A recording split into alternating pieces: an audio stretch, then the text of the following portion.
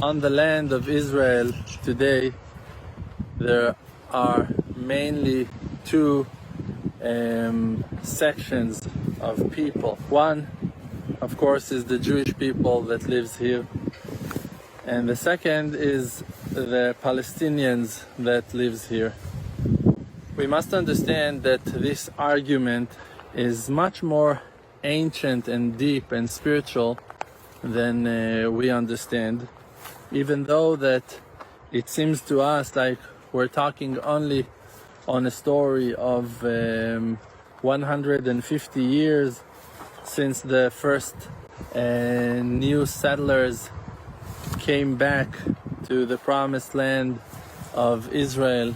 Even though that this is how it seems, you must understand that first of all, of course, there is no question about the real true promise of God to us, to his children, to the people of Israel, to the Jewish people, to the holy souls that for years and for generations craving and missing and yearning and hoping for the great salvation of the return of the tribe of Yehuda, of Judah, and of course the returns of all the holy tribes back to their land, to our land. There is no doubt about that.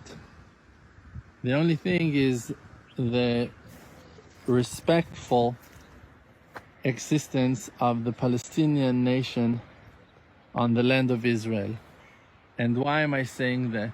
Because I find that there are literally millions of Palestinian people who are very honest and very truthful and very nice and very kind, and they does not have any problem with the fact that the people of Israel are coming back to their homeland, to the promised land that was promised by God, by the Creator that we all believe in, to our father, to our mutual father as well, to Abraham. The problem is with a certain small section of people who are not accepting the birthright of the Jewish and Israeli people to live on their homeland. And that minor public is a public that just will have to surrender to the power of Hashem for keeping his promise. But to all the rest of the wonderful people who lives here, I think that the days will show us all that in reality there is a great secret and a great purpose for us all living together on the same land. I think that the souls of the Palestinians are also ancient and also attached to the roots of this land. My opinion is that one day we will understand, when the secret of the holy tribes of Israel will come out to the light. I think that we will all be very, very surprised to see that there are many, many, many millions of people that today cannot find their connection and their attachment to the tribe of Yehuda. But in the future to come, we will understand that the root of that problem is only because of the great separation that took place around 2,800 years ago, in the separation between the kingship of Yehuda, kingship of King David, and the kingship of Israel with the 10 lost tribes. And I think that when the 10 lost tribes awareness will grow and rise, we will find more and more roots to lost tribes.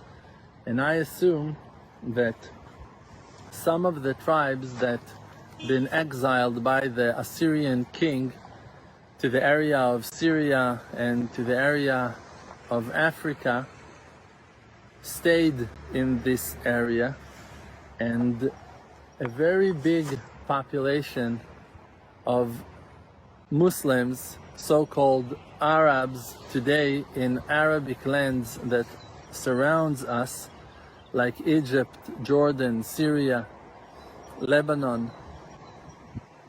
Huge populations over there are actually lost tribes of Israelis, of tribes of Jacob, of children of Jacob. And even though that they converted to Islam, I think that inside of them there is a great love to the nation of Israel and great love to the land of Israel and to the Torah. And even though that they hold themselves today as Ishmaelim, they're not really Ishmaelim. And some big portion of them are really Israeli souls that are still disconnected from their source of true being and essence of their lives.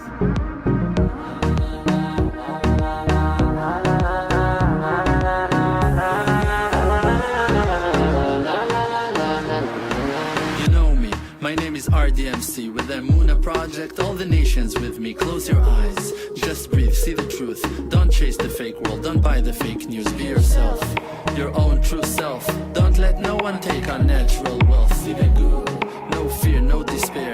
Cherish who that you are and share. Source of power from an endless spring. Light of courage in yourself, yes. They can kick you down to the ground. Hold yourself up till you are, put up your crown. King of the Creator, holy soul inside. Focus on the spiritual and you shall find.